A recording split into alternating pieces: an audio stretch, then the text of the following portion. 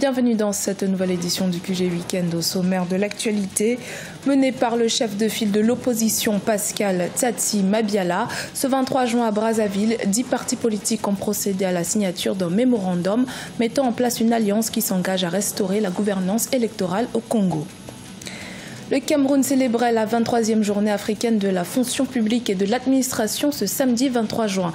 L'occasion pour le ministre camerounais de la fonction publique Joseph Lay d'inciter les fonctionnaires à enjoindre sa lutte contre la corruption. Et puis en République démocratique du Congo, aucun nouveau cas d'Ebola n'a été enregistré depuis plus de 10 jours. Au moins 28 personnes ont perdu la vie en raison du virus Ebola dans le nord-ouest du pays.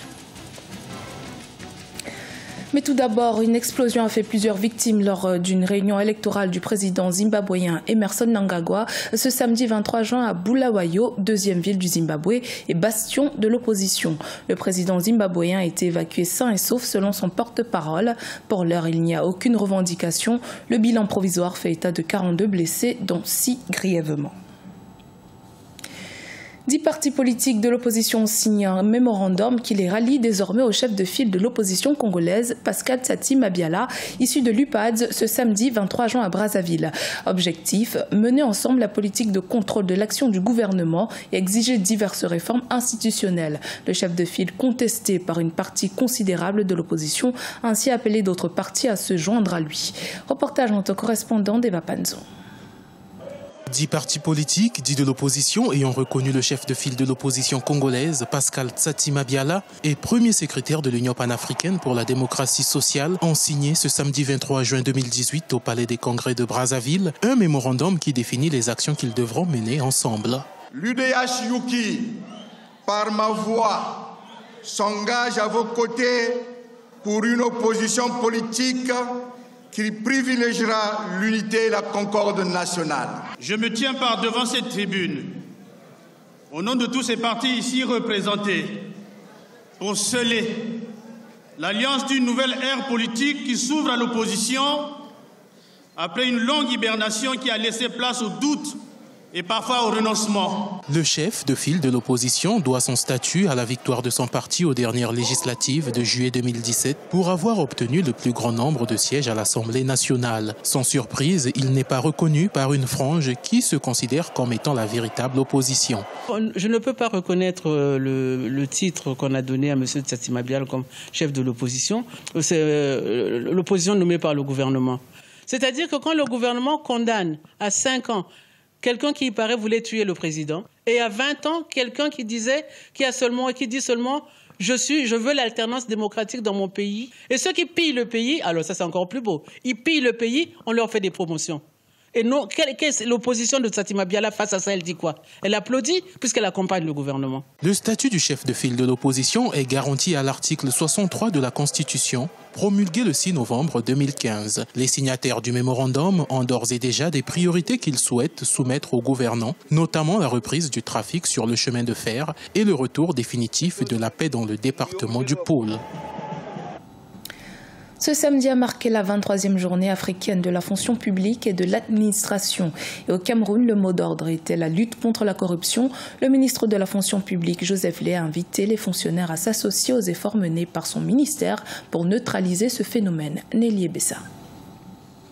La 23e journée africaine de la fonction publique et de l'administration, célébrée ce 23 juin, est placée sous le thème « Combattre la corruption dans les institutions publiques » avec la participation des parties prenantes et la promotion du leadership éthique en vue de réaliser les objectifs de l'agenda 2063 et les objectifs du développement durable. Au Cameroun, le ministre de la fonction publique et de la réforme administrative, Joseph Lay, a exhorté les fonctionnaires et les usagers à dénoncer les actes de corruption auxquels ils sont soumis. Oser dire non. Notre code pénal protège désormais les dénonciateurs. Au niveau du ministère de la fonction publique et de la réforme administrative, un opuscule de lutte contre la corruption a été publié et mis en ligne.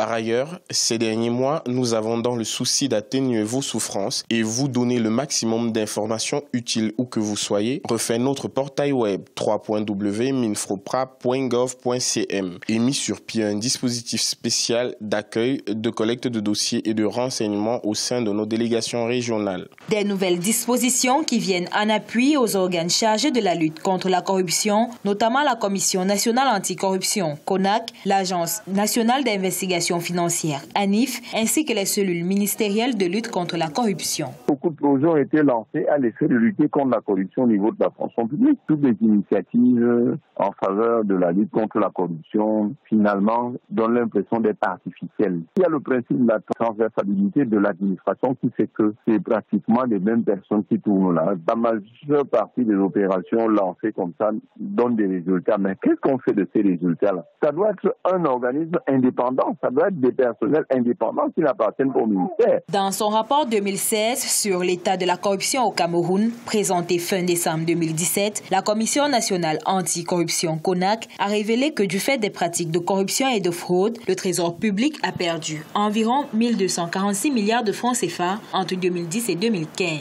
Rappelons que le gouvernement camerounais avait adopté en 2011 une stratégie nationale de lutte contre la corruption après avoir ratifié la Convention de Mérida relative à la lutte contre la corruption. Toujours au Cameroun, le délégué du gouvernement auprès de la communauté urbaine de Douala a lancé le 4 avril 2018 la capitalisation de la Société métropolitaine d'investissement de Douala, une société d'économie mixte de gestion de patrimoine qui permettra de lever en volume global de financement de 1400 milliards de francs CFA, somme nécessaire à la mise en œuvre du plan directeur d'urbanisme de la ville de Douala. Un appel public à l'épargne est en cours de souscription et s'achève le 5 juillet 2018. Les détails dans ce reportage de notre correspondant chez Ousmane Bardonka, commentaire Nelly Bessa.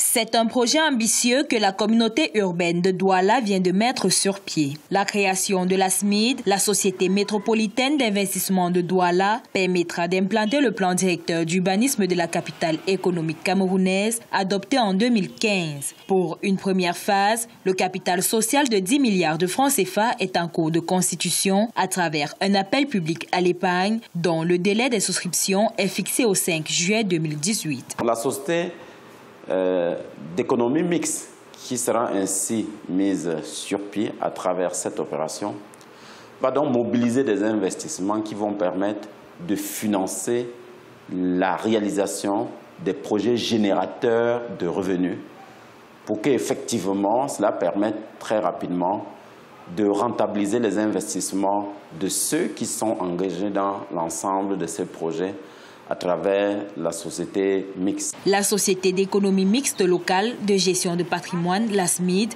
point de départ, aspire réaliser 3 projets pilotes. La rénovation et l'extension du marché New Deido pour un coût prévisionnel de 600 millions de francs CFA. Le projet de construction du marché de Bonamoussadi, qui est quant à lui budgétisé à 13,5 milliards de francs CFA. Et la construction d'un centre de loisirs dans la vallée Besseke pour un coût prévisionnel de 2,5 milliards de francs CFA. Objectif primordial, améliorer le bien-être des populations de Douala. Nous n'avons qu'un seul projet qu'on défend.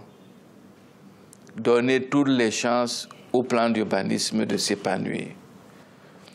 Et celui qui a lu le plan d'urbanisme, si on le réalise ne serait-ce qu'à 60%, vous aurez Douala où le maximum de personnes pourra avoir accès aux services de base. Vous aurez la ville de Douala qui sera plus attractive. Nous avons choisi l'appel public à épargne pour que, au fait, même si la société est privée, qu'elle tire toute sa légitimité des populations du secteur privé. La SMID ambitionne de lever un volume global de financement de 1400 milliards de francs CFA. Un budget qui servira à la construction d'infrastructures telles que la gare routière multimodale de Bonabéry, la forêt urbaine, le parc des expositions de Douala, des marchés modernes, le centre international des conférences de Douala et bien d'autres infrastructures novatrices. En République démocratique du Congo, aucun nouveau cas d'Ebola n'a été confirmé depuis plus de 10 jours. Selon l'Organisation mondiale de la santé, si la situation reste la même au cours du mois prochain, le pays sera déclaré exempt d'Ebola. Les détails avec Corinne Kamse. De l'Organisation mondiale de la santé ont indiqué qu'aucun nouveau cas d'Ebola n'a été enregistré dans les 3 points chauds de Bandaka, Bikoro et Itipo, où l'épidémie a été signalée pour la première fois dans le nord-ouest de la République démocratique du Congo. Le dernier cas a été signalé le 6 juin à Itipo. Le patient a été isolé et surveillé, mais il a succombé 3 jours plus tard. Depuis, aucun nouveau cas n'a été signalé. Nous pouvons dire que la situation est plus ou moins sous contrôle. Nous n'avons pas eu de nouveaux cas positifs depuis le 6 juin, mais il faut continuer la surveillance car nous aurions pu échapper à certains contacts sur le terrain car nous sommes dans une zone rurale avec un accès difficile. Les spécialistes de la santé utilisent une méthode appelée Ring Vaccination pour arrêter la propagation du virus Ebola. Il s'agit de faire un suivi auprès de toutes les personnes qui auraient été en contact avec des cas confirmés en les faisant tout d'abord vacciner. Bien que la lutte se poursuive, l'Organisation mondiale de la santé pourrait bientôt déclarer la fin de l'épidémie une fois que la barre des 42 jours sans cas signalés sera franchie. Nous devons être d'accord avec toutes les autorités et les scientifiques sur le fait que nous sommes sur la même longueur d'onde. Nous comptons sur ce dernier cas positif bien connu et nous attendrons encore quelques jours, peut-être vers les dernières semaines de juillet, pour être totalement sûr que cette épidémie est terminée. Au moins 28 personnes ont perdu la vie en raison du virus Ebola dans le nord-ouest de la République démocratique du Congo sur les 38 cas enregistrés en mai 2018. C'est la 9e épidémie d'Ebola en RDC. Le premier cas de cette maladie avait été signalé en 1976 à River Ebola dans le nord du pays. C'était le journal de la rédaction. Merci de votre fidélité. Dans un instant, une nouvelle édition de l'actualité sur Africa 24.